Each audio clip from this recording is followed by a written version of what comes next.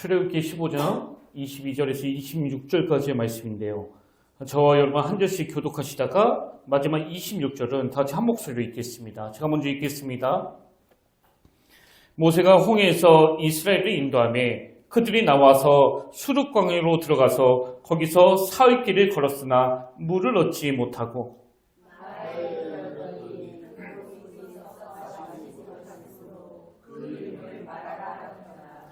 백성이 모세에게 원망하여 이르되 우리가 무엇을 마실까 하며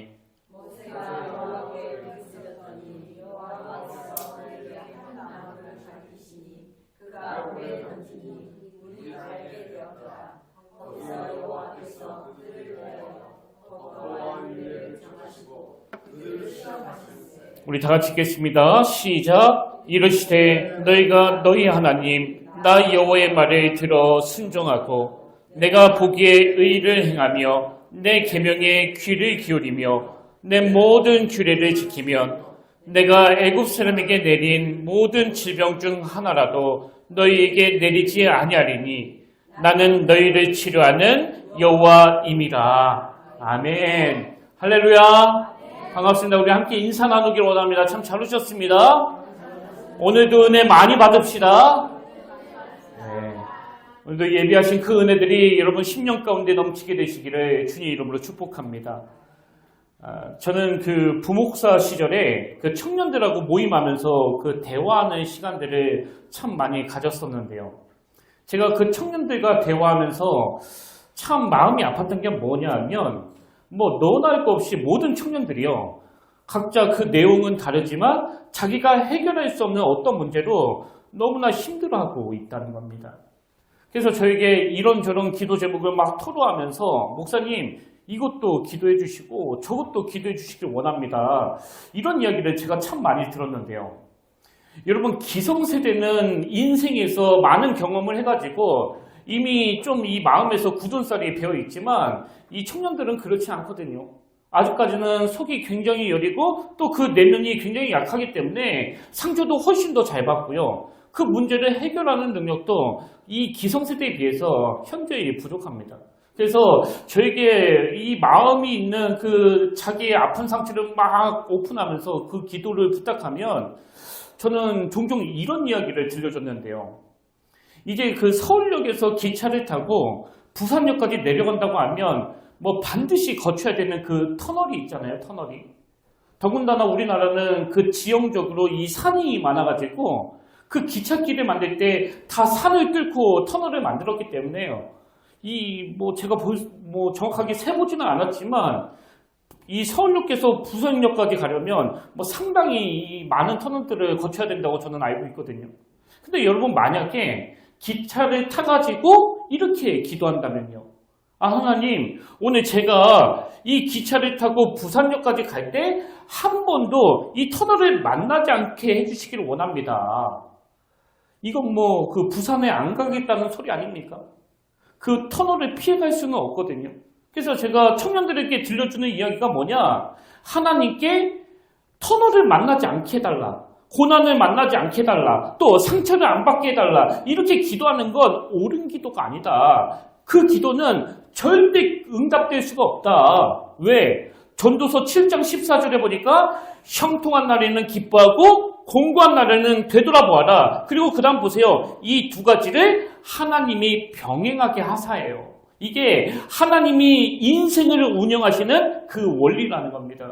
그래서 한 인생이 그 서울역에서 기차를 타고 부산역까지 가려면 반드시 거칠 수밖에 없는 게 터널이기 때문에 형통한 날에는 그날을 허락하신 하나님께 감사하고 찬양하면서 그 기쁨을 제대로 누려야 되고, 공고한 날에는 인생에서 그 터널을 만날 때는 나에게 왜 이런 일이 일어났는지, 또 그동안 하나님이 나에게 어떤 은혜를 베풀어 주셨는지를 생각하면서 점검하고 돌아보는 시간을 가져야 된다. 이런 권면을 청년들에게 자주 했는데요. 제가 오늘 본문에서 다루고 싶은 포인트도 바로 이런 겁니다.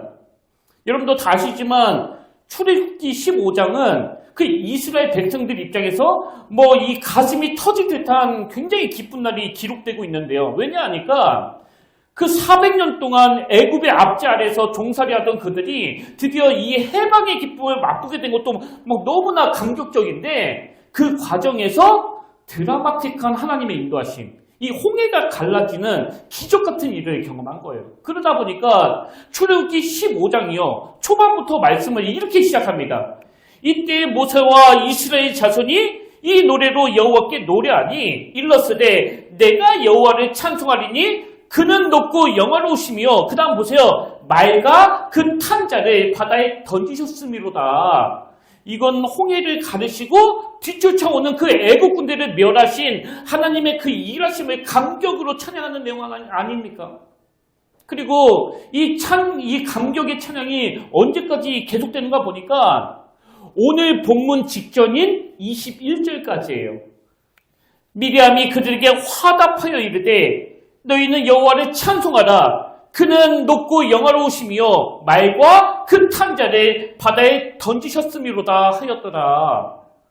지금 이스라엘 백성들이 시종일관 반복해서 그 하나님이 하신 일들에 대하여 막 기뻐 춤추고 노래하고 있는 그런 상황이거든요. 그래서 하나님 내가 평생토록 이 황홀한 기쁨에서 깨지 않기를 원합니다. 그렇게 소원하는 마음으로 그들이 큰 기쁨을 누렸는데요. 근데 오늘 우리가 읽은 그 본문 말씀에서 그들의 기쁨에 찬물이 확 끼얹는 그런 사건이 일어나게 된 겁니다. 그럼 이 본문에서 어떤 일이 일어났느냐? 출애굽기 15장 22절 23절에 보십시오. 모세가 홍해에서 이스라엘을 인도하며 그들이 나와서 수르 광야로 들어가서 거기서 사흘 길을 걸었으나 물을 얻지 못하고 마라에 이르렀더니 그곳 물이 써서 마시지 못하겠으므로 그 이름을 마라다 하였더라. 이스라엘 백성들이 이 마라의 쓴물을 만나자마자 바로 앞에서 누렸던 그 기쁨이 온데간데 없이 다 사라져버린 거예요. 그래서 24절에 보니까 백성이 모세에게 원망하여 이르되. 여러분은 이렇게 일하시는 하나님에 대해서 어떻게 생각하세요? 좀 너무하신다는 생각 안 드세요? 아니 그 400년 동안 노예 생활을 하던 그들이 이제 겨우 기쁨을 좀 맛보고 있는데 하나님은 그 기쁨을 좀 더 누리도록 내버려 두시면 안 됩니까? 그리고 제가 이 출애굽기 15장 말씀을 전체적으로 살펴보니까요. 이렇게 마라의 쓴물, 물이 있어도 마시지 못하는 고통으로 원망하던 이 사건 앞에도 홍해를 걸어가는 그 기쁨으로 하나님을 찬양하는 내용이 나오지만 오늘 본문 바로 그 다음에도 그들이 하나님께 너무나 아름다운 엘림 동산에서 인도함을 받아가지고 막 기뻐하는 장면이 나오는데요. 27절입니다. 그들이 엘림에 이르니 거기에 물샘 12가 종려나무 70그루가 있는지라 거기서 그들이 그 물 곁에 장막을 치니라. 그러니까 오늘 본문에서 원망과 불평이 나오는 이 마라의 쓴물 사건만 싹 드러내면 이 앞뒤 그림이 너무 자연스럽거든요. 그래서 제가 보기에 홍해를 갈라주신 은혜로 막 기뻐 춤추며 하던 그들이 샘이 12개가 있고 종려나무가 70그루나 있는 엘림 동산에서 계속 그 기쁨이 연장돼서 누리는 게 훨씬 자연스러운 연결 같은데 왜 하나님은 그 중간에 그 그림에도 어울리지 않게 이런 끔찍한 마라의 쓴물 사건을 주셔서 기쁨이 다 사라져버리고 오히려 원망하고 불평하게끔 만드시는가? 제가 이런 질문을 가지고 이 말씀을 유심히 보니까요. 성경이 왜 이 마라의 쓴물 사건을 중간에 끼워 넣었는지 그 이유를 본문 25절에서 이렇게 설명하더라고요. 모세가 여호와께 부르짖었더니 여호와께서 그에게 한 나무를 가리키시니 그가 물에 던지니 물이 달게 되었더라. 그 다음 보세요. 거기서 여호와께서 그들을 위하여 법도와 율례를 정하시고 왜 마라의 쓴물 사건을 주셨나? 그들을 시험하기 위해서예요. 그들을 시험하기 위해서. 그럼 하나님은 그들에게 뭘 테스트하기를 원하셨느냐? 26절 이르시되 너희가 너희 하나님 나 여호와의 말을 들어 순종하고 내가 보기에 의를 행하며 내 계명에 귀를 기울이며 내 모든 규례를 지키면 내가 애굽 사람에게 내린 모든 질병 중 하나라도 너희에게 내리지 아니하리니 그 다음 보세요. 나는 너희를 치료하는 여호와임이라. 그러니까 하나님이 그 결핍의 상징인 이 마라의 쓴물 사건의 중간에 끼워 넣으신 이유는 뭐 그들을 괴롭히기 위한 게 아니고요. 너희들이 이 광야를 거치기 전에 반드시 기억해야 될 게 있다는 거예요. 뭘 기억하라는 겁니까? 인생을 살아가다 보면 항상 봄 날씨만 있는 게 아니고 추운 겨울도 오고 고난도 오고 터널도 오기 때문에 이 공고한 날을 맞이하게 되면 내가 너희를 치료하는 여호와라는 걸 기억하라는 거예요. 여러분, 사실 누구라서 그 인생에 찾아오는 고난을 피해갈 수 있느냐고요. 어느 누구도 피해갈 수 없습니다. 그래서 우리가 이 고난의 터널을 유익하게 지나는 법을 알고 있어야 되는데 그게 뭐라고요? 아, 맞다. 나에게는 이 치료하시는 하나님이 계시지. 이걸 여호와 라파라고 그래요. 치료하시는 하나님. 이게 하나님이 이스라엘 백성에게 원하셨던 거라면요. 이런 고난의 터널을 지날 때 그 신약 시대를 살아가는 우리는 한 가지를 더 기억해야 되는데 그게 25절입니다. 모세가 여호와께 부르짖었더니 여호와께서 그에게 한 나무를 가리키시니 지금 하나님이 나는 너희를 치료하는 여호와라고 말씀하시면서 이 나무를 도구로 사용하고 계시는데요. 여러분, 그 당시 이스라엘 백성들은 당연히 이 말씀의 의미를 몰랐겠지만 은혜의 시대, 신약 시대를 살아가는 우리는 여기 나오는 한 나무가 뭘 의미하는지 뭐 다 아는 거 아닙니까? 그게 베드로전서 2장 24절이에요. 친히 나무에 달려 그 몸으로 우리 죄를 담당하셨으니 이는 우리로 죄에 대하여 죽고 의에 대하여 살게 하려 하심이라. 그리고 그 다음 보세요. 그가 채찍에 맞음으로 너희는 나음을 얻었나니. 그 치료하시는 하나님께서 이 나무를 가지고 우리를 어떻게 인도하셨다고요? 독생자 예수 그리스도. 그분이 아무 이유 없이 그저 우리를 긍휼히 여기시는 그 마음으로 십자가 나무에 달리셨기 때문에 우리가 그분을 바라보고 그분을 의지할 때 쓴물이 단물이 되는 놀라운 역사가 일어난다는 거거든요. 그래서 제가 오늘 설교 제목을 고난의 터널을 지날 때 꼭 바라봐야 하는 거 이렇게 잡았는데요. 뭐 다 예상하시잖아요? 십자가예요, 십자가.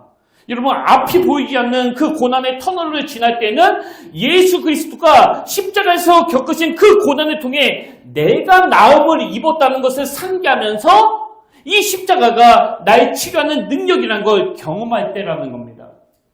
그래서 옛날 어른들은 뭐 수시로 그 고난이 막 찾아오니까요. 이 찬양을 입에 달고 사시는 거예요.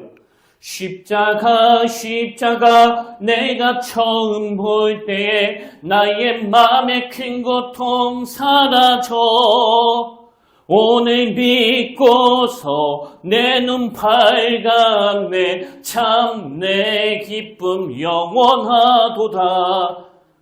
고난의 십자가를 묵상하니까 이런 고백이 나오는 거거든요. 저는 저와 여러분이 매 예배를 들으실 때마다 이 사실을 다시 한번 마음으로 깨닫고 광야 같은 엿새, 월요일부터 토요일까지 이 십자가가 내 마음의 고통을 사라지게 하는 능력이 된다는 것을 늘 인식하면서 살아가게 되시길 바랍니다. 이런 점에서 저는 오늘 본문에 나오는 이 모세가 우리에게 너무나 본이 되는 모습을 보여주고 있다고 생각하는데요. 자, 오늘 본문 22절을 보십시오. 모세가 홍해에서 이스라엘을 인도함이에요. 앞에서도 말씀드렸지만 그 홍해를 가르시고 백성들을 인도하신 분은 하나님이시거든요. 근데 여기 보니까 놀랍게도 성경은 하나님이 아니라 모세가 인도했다고 기록하고 있습니다. 이게 뭘 의미할까요? 하나님이 지도자 모세에게 이스라엘 백성들을 인도하는 일을 위임하셨다는 거예요. 모세가 그 특별한 권한을 부여받았다는 거거든요. 그래서 오늘 여러분 중에 오늘 말씀이 이 지도자에게 주시는 말씀이었어? 괜히 왔네. 그냥 집에서 잘 걸. 이런 생각을 하신다면 꼭 아셔야 되는 게 있는데요. 지금 여기에 모인 모든 분들이 다 지도자세요. 지도자 아닌 분이 한 분도 없습니다. 나는 전업주부인데요. 집에서 살림만 하는데요. 그래서 가장 중요한 지도자세요. 왜? 하나님이 여러분에게 여러분의 가정과 하나님의 형상을 닮은 너무나 소중한 자녀들을 인도하도록 그 고난을 위임해 주셨거든요. 그리고 여러분, 이 지도자의 역할이 왜 중요한가 하면은요. 여러분도 아시지만 그 한 나라의 지도자, 대통령, 국회의원을 잘 만나면 모든 국민들이 편안한 삶을 누리고요. 또 한 교회의 지도자, 이 담임 목사를 잘 만나면 모든 성도들이 은혜를 받고요. 한 가정의 엄마, 아빠 혹은 아내, 남편이라는 이 지도자를 잘 만나면 그 아이들 인생에 이 혼란이 없는 거예요. 그래서 오늘 예배 드리시는 우리 부모님들, 또 직장 생활하시는 분, 또 사업하시는 분, 모든 분이 다 하나님께 위임받은 지도자인데요. 저는 정말 여러분이 어느 자리에 있든지 간에 예수 믿는 사람으로서 좋은 지도자가 되시길 바랍니다. 여러분이 좋은 지도자가 되시면 그 자녀들이, 여러분의 주변 분들이 그 혜택을 다 누리게 되는 거거든요. 그런 의미에서 저는 오늘 본문에서 지도자 모세가 그 마라의 쓴물에서 보여진 두 가지 귀한 모습을 저와 여러분도 함께 배우기를 원하는데요. 자, 우리가 이 고난의 터널을 지날 때 이 모세에게 배워야 되는 그 첫 번째가 뭐냐? 아까도 말씀드렸지만 치료자 되신 하나님을 기억하는 거예요. 치료자 되신 하나님을 기억하는 거. 저는 오늘 본문을 묵상하다가 모세가 그 26절에 나오는 나는 너희를 치료하는 여호와입니다. 이 사실을 그 마라의 쓴물 사건 이전부터 이미 알고 있었다고 확신하게 됐는데요. 자, 제가 어떻게 확신할 수 있었느냐?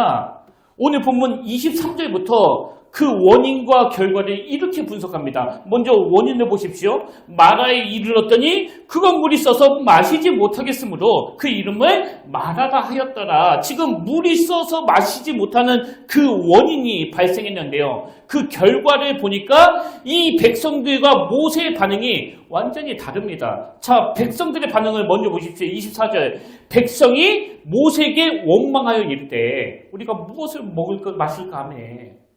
지금 백성들은 이 마라의 쓴물이라는 고난이 찾아오니까 그 사람을 상대해가지고 모세를 막 원망하는데요. 이 모세의 반응을 보니까 25절 모세가 여호와께 부르짖었더니 모세는 사람을 상대하지 않고 이 하나님을 상대하는 거예요. 이게 뭘 의미하겠냐고요.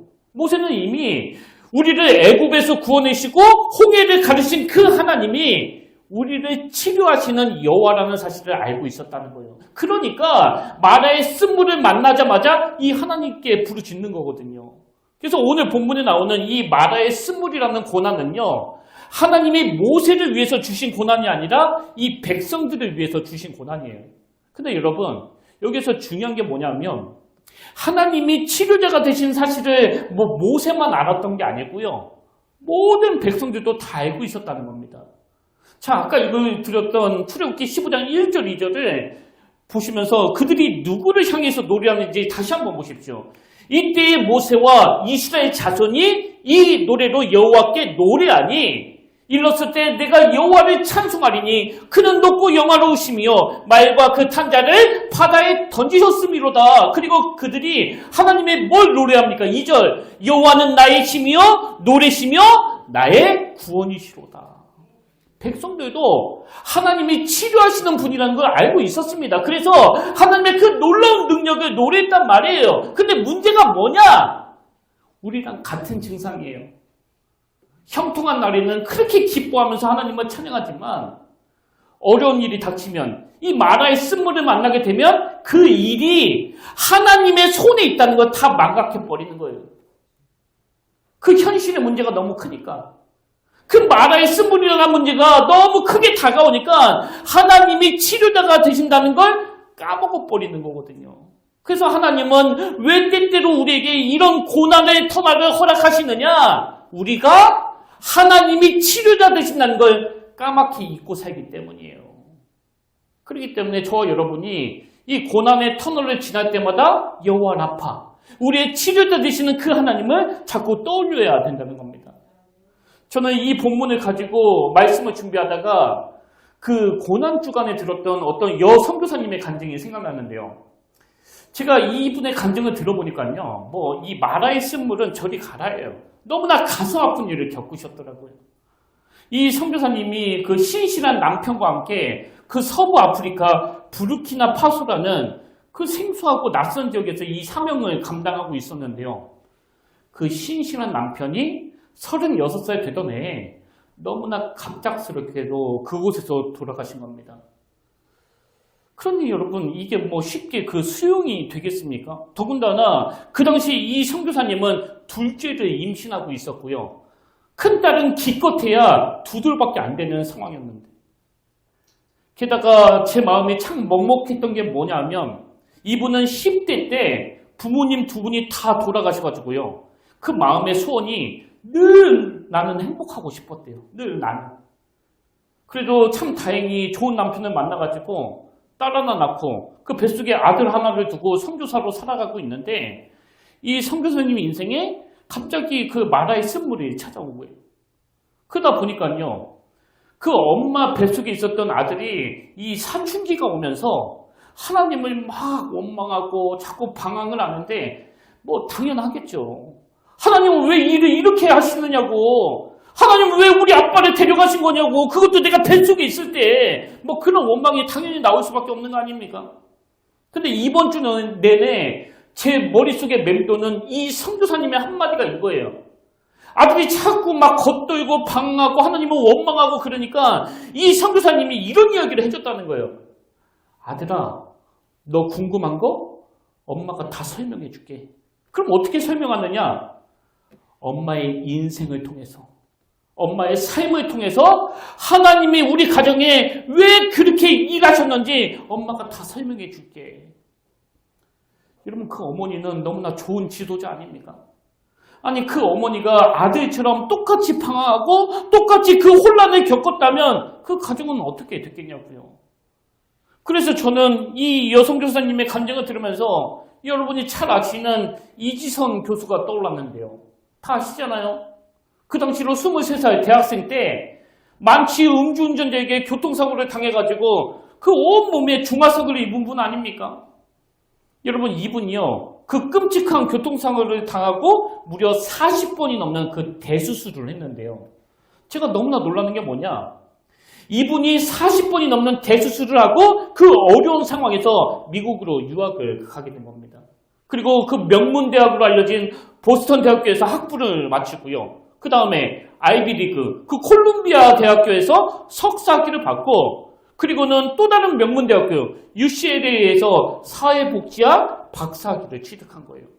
그래서 이분이 기독교 대학인 그 한동대학교에서 교수로 섬기시다가 한 1년 전에 자기의 모교인 이화여대 교수로 가셔가지고 이게 뭐 세상 사람들에게 굉장히 화제가 됐는데요.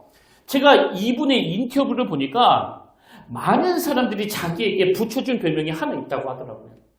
그래서 자기도 그 별명이 뭐 너무 좋아가지고 어디 강의하러 가서도 그 별명으로 자기를 소개한다고 하는데 그 별명이 뭐냐니까 사고와 잘 헤어진 사람. 이게 이지성 교수의 별명이래요. 사고와 잘 헤어진 사람. 너무 멋지지 않습니까? 여러분, 사실 우리는요. 그 과거의 상처와 잘 헤어지지 못할 때가 많습니다. 그래서 수년 전에 겪었던 어떤 상처와 못 헤어져가지고 맨날 그 트라우마에 시달리고 우울하고 또 그것 때문에 막 분노와 울분이 있는데 이지성 교수는 사고와 잘 헤어진 사람이래요. 그래서 제가 그럼 이지성 교수는 어떻게 그 끔찍한 사고와 잘 헤어질 수 있었나 이게 궁금해가지고 찾아보니까 그분이 직접 쓴 글에서 그 답을 발견할 수 있었는데요. 이렇게 이야기하더라고요. 제가 누군가의 도움 없이는 살아갈 수 없는 상태일 때 저를 향한 완벽한 도움의 손길이 있었어요. 그 손길이 얼마나 귀하고 소중한지를 아니까 그 손길에 연결되지 못한 이들을 돕고 싶었습니다. 병원에 있으면서도 그 일을 할 수 있기를 바랬고 그래서 공부를 해야 되겠다고 결심하게 되었습니다.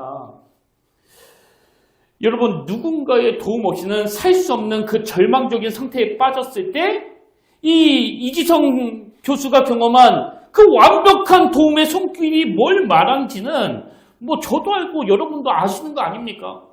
그 완벽한 도움의 손길이라는 게 뭐예요? 여호와 하나님이시잖아요.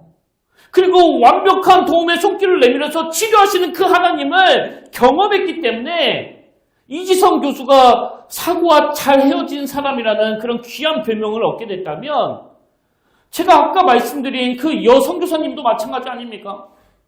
그 생소하고 낯선 나라에서 갑자기 남편을 잃은 그 상황에서도 자녀들을 향해 엄마의 삶을 통해서 하나님의 일하심을 보여주겠노라고 이렇게 선포할 수 있는 그 비결이 뭐예요? 이 선교사님이 누군가의 도움 없이는 살 수 없는 그런 절망적인 상태에 빠졌을 때 완벽한 도움의 손길을 내미시는 여호와 라파, 그 치료하시는 하나님을 경험했기 때문이거든요.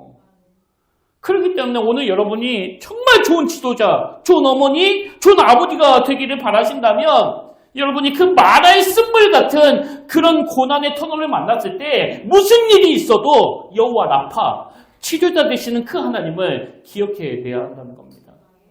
그리고 계속 말씀드리지만 저는 우리 평택교회가 하나님 앞에서 정말 건강한 교회가 되기를 원하는데요. 여러분, 우리 교회가 이 건강한 교회가 되기 위해서는 이 하나님의 속성을 이론으로만 아는 게 아니라 그것이 가슴으로 내려오고 또 그것이 이 손과 발로 연결되기 위해서는 여러분이 실제 삶 속에서 이 여호와 라파, 나를 향해 완벽한 도움의 손길을 내미시는 이 치료자 되시는 하나님을 많이 경험해야 되는 거예요.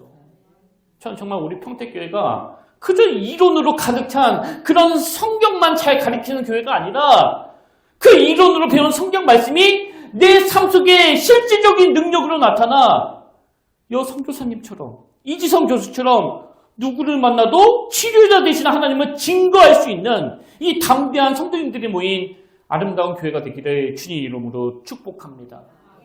이게 고난의 터널을 지날 때 우리가 기억해야 될 첫 번째고요.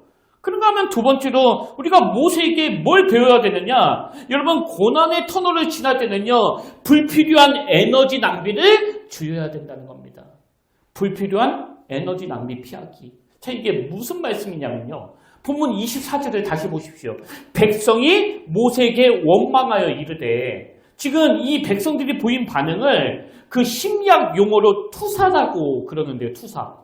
제가 국어사전에 보니까 이 투사를 이렇게 설명합니다. 자기 자신 내부의 문제나 결점을 외부에 있다고 생각하여 다른 사람에게 원인을 돌리거나 다른 사람에게 전이시키는 인간의 본능. 이게 투사래요. 그러니까 지금 백성들이 뜬금없이 모세를 막 원망하고 있는데 사실 이 모세도 자기들하고 똑같은 처지거든요. 하나님이 물을 주셔가지고 이 모세가 혼자서만 막 이 물을 벌컥벌컥 마셨더라면 백성들이 당연히 이 원망을 해도 되죠. 모세는 이 원망을 들어도 싸요. 그런데 모세도 그 백성들처럼 똑같이 목마른 상태란 말이에요. 그리고 그 마라의 쓴물을 모세가 계획한 겁니까? 하나님이 테스트하기 위해서 주신 일 아닙니까? 아까 우리 살펴봤잖아요. 그럼에도 불구하고 그 백성들은 자꾸 이 모세를 원망하는데 여러분, 이 투사가 그 인간의 본능이라면 이건 우리에게도 있는 본능 아닙니까? 오늘 우리가요, 그 고통 중에 있을 때 너무나 소모적이고 너무나 불필요한 에너지를 더 많이 낭비한다는 거 여러분이 아셔야 돼요. 특히 그 부부 사이. 진짜 하나가 되어야 하는 그 마라의 쓴물을 만날 때인데 남편은 그 원인을 아내에게서 찾고 또 아내는 그 원인을 이 남편에게서 찾는 거 아닙니까? 그래서 껄핏하면 하는 이야기가 다 당신 때문이라고, 내가 무능한 당신을 만나가지고 내가 이 모양 이 꼴이 됐다고. 여러분, 설령 그 말이 사실이라고 치자고요. 사실이라고. 그래서 맨날 그렇게 윽박지르고 맨날 그렇게 탓하고 그러면 그게 대안이 됩니까? 그 상대방은 더 위축이 되는 거 아니냐고요. 그리고 제가 요즘에 그 고딩 원빠인가? 이런 프로를 보니까 일은 다 지들이 다 벌려놓고 그렇게 부모님을 탓하는 자식들이 많이 나오더라고요. 그래서 내가 이렇게 된 게 우리 부모님 때문이라고. 내가 이렇게 된 건 어릴 때 아빠가 나한테 상처를 줬기 때문이라고. 그런 이야기를 하는데 여러분, 제가 그 전문가들이 쓴 책들을 많이 보는데요. 이 전문가들이 한 목소리로 내는 게 뭐냐? 어릴 때 받은 그 상처에 너무 많은 의미를 부여하는 건 그건 굉장히 잘못된 거라는 거예요. 부모가 잘해준 게 있든 없든 그게 자녀 인생을 크게 바꿀 정도로 아무 영향을 주지 않는다는 겁니다. 왜? 시간이 지나면서 점점 잊혀지니까. 그래서 우리가 고난의 터널을 지날 때는요, 그 책임을 다른 사람에게서 찾는 게 아니라 25절 모세가 여호와께 부르짖었더니 이 모세처럼 하나님을 찾아야 된다는 거예요. 그럼 모세는 왜 하나님을 찾느냐? 그 비슷한 사건이 출애굽기 17장 3절에도 나오는데요. 자, 한번 보십시오. 거기서 백성이 목이 말라 물을 찾으매 그들이 모세에 대하여 원망하여 이르되, 지금 똑같은 일이 일어났거든요. 그랬더니 모세가 또 다급하게 하나님을 찾아요. 4절 모세가 여호와께 부르짖어 이르되 내가 이 백성에게 어떻게 하리까? 그랬더니 하나님이 주신 처방이 뭐냐? 5절 여호와께서 모세에게 이르시되 백성 앞을 지나서 이스라엘 장로들을 데리고 나일강을 치던 내 지팡이를 손에 잡고 가라. 무슨 뜻이에요? 어려운 문제를 만났을 때 그것 가지고 너무 억울해하지도 말고 사람을 상대하지도 말고 그 사람을 지나서 어떻게 하라고요? 나일강을 치던 내 지팡이를 손에 잡으라는 거예요. 이게 바로 여호와 라파, 치료하시는 하나님을 의지하라는 그 이야기거든요. 그런 의미에서 제가 예전에 저희 어머니에게 그 이스라엘 속담 하나를 들은 적이 있는데요. 이스라엘에 이런 속담이 있다고 합니다. 사람 앞에서는 웃어라. 하나님 앞에서는 울어라. 이건 그 불필요한 에너지를 피하라는 거 아닙니까? 그래서 아무리 슬프고 아무리 힘들고 아무리 내 마음이 이 마라의 쓴물로 절망이 된다 할지라도 누구를 원망하고 누구에게 책임을 전가하면서 그 귀한 에너지를 쓰는 게 아니라 모세처럼 그 고난의 터널에서 여호와께 부르짖고 여호와께 매달리는 그 사람이 치료자 되시는 하나님을 만날 수 있다는 겁니다. 사실 제가 이번 고난주가 때 이 불필요한 에너지를 피한 어느 목사님의 이야기를 듣고서 오늘 이 이야기를 할까 말까 막 새벽까지 제가 굉장히 고민을 했거든요. 왜? 이 이야기가 너무 깊어가지고 소화가 잘 안 될 것 같은 거예요. 그래도 그 성령님의 도우심을 믿고 제가 전하기로 했는데요. 이 목사님은 저처럼 그 청소년 사역을 하신 분이에요. 근데 저는 뭐 너무나 착하고 온순한 그런 애들만 맡았기 때문에 뭐 별로 이 마음고생은 안 했는데요. 이 목사님은 소위 말하는 그 비행 청소년들. 그래서 밥 먹듯이 뭐 가출하고 또 그 남학생, 여학생이 막 혼숙하고 또 예전에는 그 비행 청소년들이 뭐 본드도 하고 그랬잖아요. 그런 청소년들을 정성을 다해 돌보는 일을 하신 분이에요. 근데 어느 날 이 목사님에게 상상하기도 어려운 억장이 무너지는 일이 일어나는데요. 그게 뭐냐 하니까 그렇게 정성을 다해서 돌봤던 어떤 여학생이 임신을 해가지고 왔는데 그 여학생이 퇴학을 당할까봐 막 너무 두려워가지고 학교에다가 이렇게 이야기한 겁니다. 나를 돌봐주는 목사님이 성폭행해서 내가 임신하게 됐다고. 이러면 이게 딱 그 요셉이 겪었던 거와 비슷하지 않습니까? 뭐 요셉은 성추행범이라는 누명을 당했지만 이 목사님은 성폭행범이에요. 그러니 이 목사님이 이후에 어떤 일을 겪었을지는 뭐 불보듯 뻔한 거 아닙니까? 저는 이분이 이런 모험을 당해가지고 겪었을 일들을 생각해보면 뭐 등골이 아주 오싹해요. 그래서 그 주변 사람들에게 말로 다 할 수 없는 온갖 수모와 조롱, 그리고 자기가 그동안 이루었던 그 모든 것들이 다 한순간에 무너지는 그런 절망적인 일을 이 목사님이 겪었는데요. 어느 정도 시간이 지나고 그 임신했던 그 여학생이 너무나 괴로우니까 이 목사님을 다시 찾아온 거예요. 뭐 아무리 철딱서니가 없는 애라도 사람 하나 이렇게 매장시켜 놓으니까 그 양심이 찔렸나 봐요. 그래서 이 목사님을 찾아와가지고 막 엉엉 울면서 목사님 제가 너무 무서워가지고 거짓말을 했다고 그렇게 고백을 하는데, 그럼 당연히 그 목사님이 너 당장 경찰서 가자, 나 풀어줘야 돼요 이 억울함, 뭐 이렇게 얘기해야 되는 거 아닙니까? 근데 제가 충격을 받은 게 뭐냐면 그 이야기를 듣고 계시는 목사님이 말이 다 끝나기도 전에 이렇게 말씀하시더래요. 쉿, 너 학교 가서 절대 이야기하면 안 돼. 그러면 너 바로 퇴학이야. 여러분 이게 믿겨지세요? 제가 이 이야기를 듣고 저에게도 한번 그 사건을 대비시켜 봤거든요. 근데 뭐 100번, 골 100번, 골 1000번을 제가 넘게 생각을 해봐도 무고죄로 막 고소하고 내가 겪었던 이 고통은 나도 똑같이 돌려줘야 되겠다. 이것까지는 제가 어떻게 참을지도 모르겠는데요. 너 딴 데 가서 얘기하지 마. 안 그러면 너 퇴학이야. 그렇게는 제가 못할 것 같아요. 그럼 같은 목사인데도 불구하고 이 목사님은 어떻게 그런 태도가 가능했느냐? 이 목사님이 그렇게 자기를 향해 모함하고 막 손가락질하는 그 고난의 긴 터널을 지날 때 하나님 앞에 나가서 하나님, 나 너무 억울하다고, 나 너무 죽을 것 같다고, 아니 내가 목사인데 누명을 써도 그렇지 도대체 이 성폭행범이 뭡니까? 그렇게 처절하게 울부짖으면서 매달렸더니요, 하나님이 이 목사님께 말씀 하나를 주시는데 그게 말라기 4장 2절 말씀이었습니다. 내 이름을 경외하는 너에게는 공의로운 해가 떠올라서 치료하는 광선을 비추리니 너희가 나가서 외양간에서 나온 송아지같이 뛰리라. 그리고는 이 목사님이 아까 그 이지성 교수처럼 이 말씀을 통해서 자기의 상한 마음을 싸매어 주시는 그 하나님의 완벽한 도움의 손길을 경험하게 되는데요. 이 목사님이 경험한 참 신비로운 체험이 뭐냐?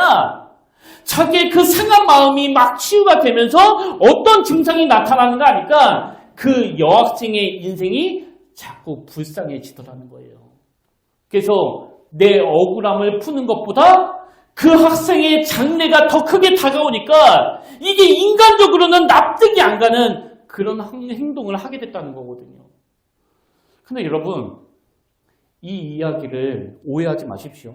제가 이 목사님의 이야기를 전하는 건, 그리고 아까 그 선교사님을 예화로 든 건 우리도 그분처럼 꼭 그렇게 살아야 됩니다. 이게 아니고요. 그리고 그렇게 살지 못하는 저와 여러분에게 무슨 죄책감을 심어주기 위해서도 아니고요.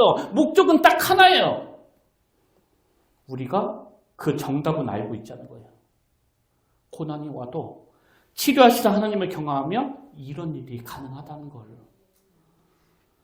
여러분, 나를 모함하고 괴롭히는 그 사람을 이 용서를 넘어서 사랑으로 품고 그 인생까지 생각하게 된다는 건 이거는 인위적으로 되는 문제가 아니에요.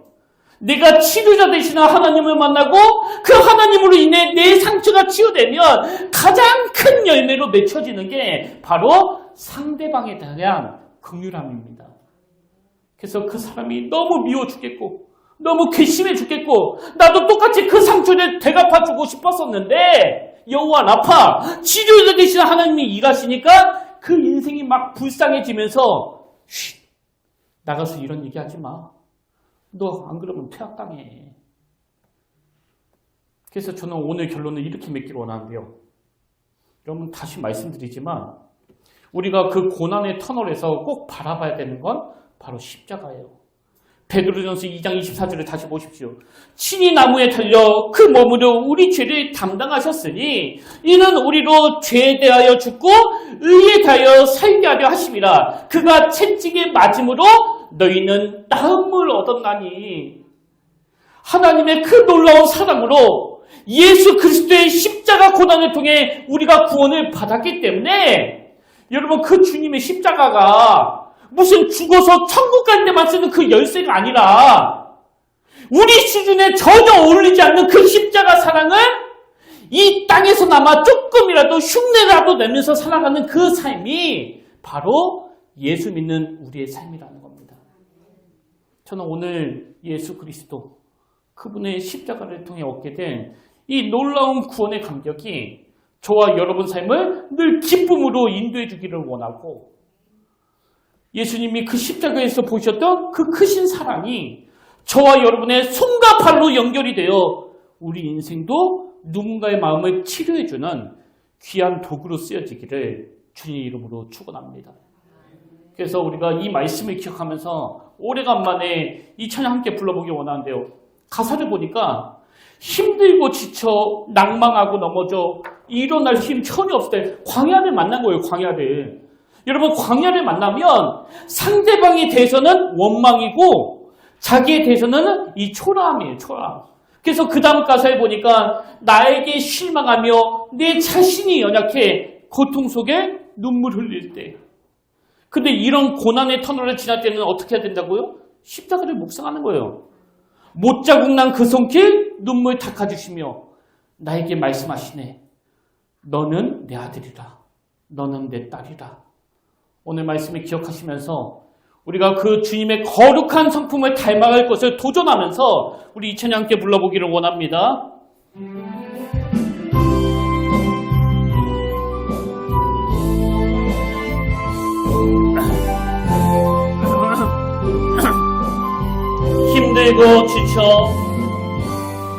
힘내고 지쳐 낭망하고 넘어져 일어날 힘 전혀 없을 때 조용히 다가와 손잡아주시며 나에게 말씀하시네.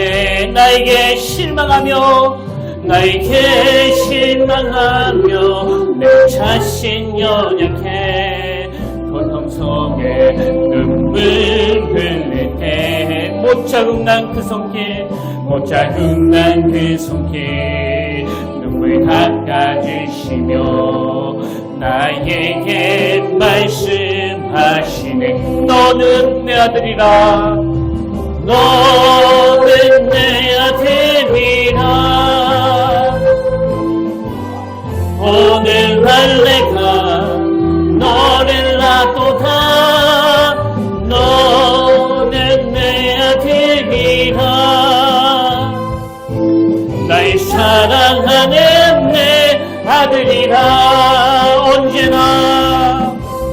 언제나 변함없이 너는 내 아들이라. 나의 십자가 고통 예산의 그 고통으로 내가 너를 낳았으니 너는 내 아들이라. 오늘 날 내가 너를 낳도다. 너는 내 아들이라. 날 사랑하는 내 아들이라. 힘내고 지쳐 낭망하고 넘어져 일어날 힘 전혀 없을 때에 조용히 다가와 손잡아주시며 나에게 말씀하시네. 나에게 실망하며 내 자신 연약해 고통 속에 눈물 흘릴 때에 못 잡은 난 그 손길 눈물 닦아주시며 나에게 말씀하시네. 너는 내 아들이라. 너는 내 아들이라. 오늘 날 내가 너를 낳도다. 너는 내 아들이라. 날 사랑하는 내 아들이라. 언제나 변함없이 너는 내 아들이라. 너는 내 아들이라. 나의 십자가부터 해산의 그 고통으로 내가 너를 낳았으니 너는 내 아들이라. 오늘 날 내가 너를 낳도다. 너는 내 아들이라. 날 사랑하는 내 아들이라.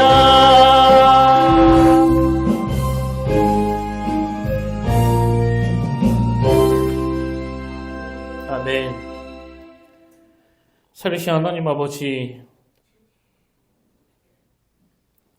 오늘 우리가 은혜를 받아야 마라의 쓴물로 고통하고 있는 이 고난의 터널을 지날 수 있고, 오늘 우리가 나는 너를 치료하는 여호와라고 그 말씀을 들어야 내일 또 일어나 그 삶의 현장으로 나갈 수 있습니다. 오늘 우리가 여호와 라파, 치료하시는 그 하나님의 일하심을 경험하기 위해서 아버지 십자가만 생각하고 십자가만 붙들고 나아갈 수 있도록 인도하여 주시옵소서. 그런가 하면 하나님, 이 혼미한 세상에서 우리 부모님들이 자녀들에게 좋은 지도자가 되기를 원합니다. 그 선교사님이 고백했던 것처럼 우리 부모의 삶을 통해 하나님의 살아계심이 증거되게 하시고, 우리 부모의 인생을 통해 어떤 환경에서도 흔들리지 않는 믿음이 우리 자녀들에게 전수되게 하여 주시옵소서. 그래서 우리 평택의 모든 성도님들이 형통할 때마다 하나님을 찬양하고 기뻐하는 게 아니라 공고한 날에도 치료하신 하나님, 오늘도 역사하시고 일하시는 그 하나님으로 인해서 오늘 내 앞에 있는 이 마라의 쓴물조차도 은혜로 해석할 수 있도록 인도하여 주시옵소서. 그렇게 인도하여 주실 줄 믿사오며 사랑이 많으신 예수님 이름으로 간절히 기도드립니다. 아멘.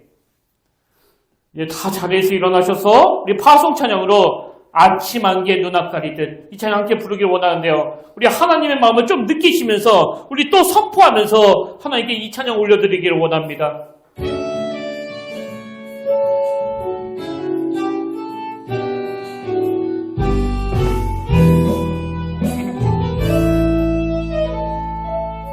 아침 안개 눈앞 가리듯 나의 약한 믿음을 심사일 때 부드럽게 다가온 주의 음성, 아무것도 염려하지 마라. 빗줄기에 바위 배위듯 나의 작은 소망 사라져갈 때 고요하게 들리는 주의 음성, 내가 너를 사랑하노라. 외로움과 방황 속에서, 외로움과 방황 속에서 주님 앞에 나아갈 때에 위로하시는 주님, 나를 도우사 상한 나의 마음 감싸주시네. 십자가의 보혈로서 주의 크신 사랑 알게 하셨네. 주님께 감사하리라. 언제나 주님께. 우리 다시 한번 고백합니다. 아침 안개, 아침 안개 눈앞 가리듯 나의 약한 믿음의 심사일 때 부드럽게 다가온 주의 음성, 아무것도 염려하지 마라. 빗줄기에 바위 배위듯 나의 작은 소망 사라져갈 때 고요하게 들리는 주의 음성, 내가 너를 사랑하노라. 외로움과 방황 속에서 주님 앞에 나아갈 때에 위로하시는 주님, 나를 도우사 상한 나의 마음 감싸주시네. 십자가의 보혈로서 주의 크신 사랑 알게 하셨네. 주님께 감사하리라. 언제나 주님께 외로움과 방황 속에서 외로움과 방황 속에서 주님 앞에 나갈 때에 위로하시는 주님 나를 도우사 상한 나의 나음 감싸 주시네 십자가의 보혈로서 주의 크신 사랑 알게 하셨네 주님께 감사하리라 언제나 주님께 감사해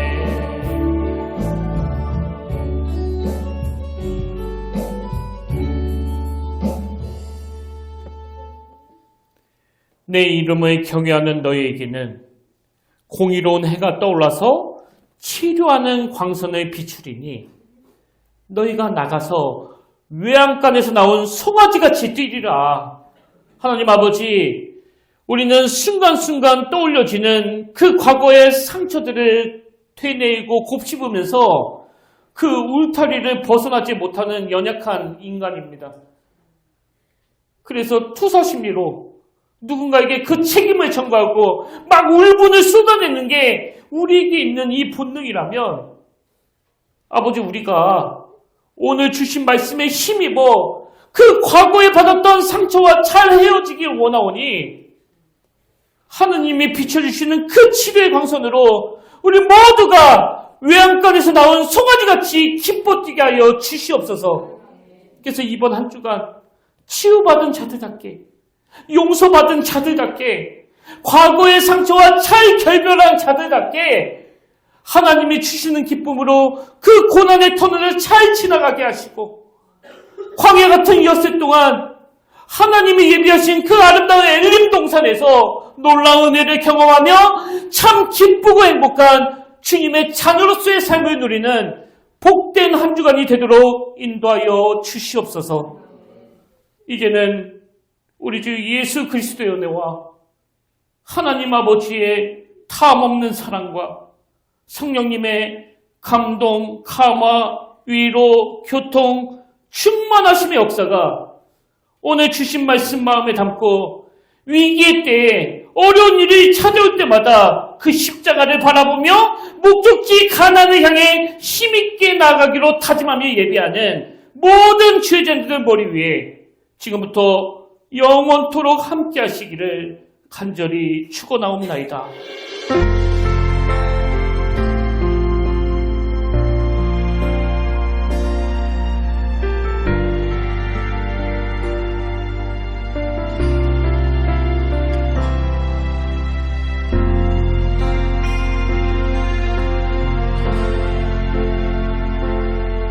지금 서 있는 이곳에서 높임을 받으소서. 내가 밟는 땅 주님의 땅